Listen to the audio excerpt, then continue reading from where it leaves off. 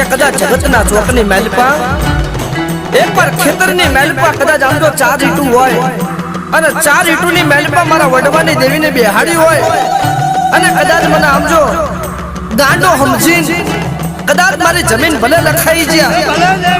કદાચ મને મારનારા મારી જાય, લૂંટનારા કદાચ લૂંટી જાય, પણ વખતની વેળા બને જોઈને હાથ પેઢી ધોણાય અને પાછી ના લાવ ને તો મારા વડવાનો દીવો કર્યો નતો બાપા.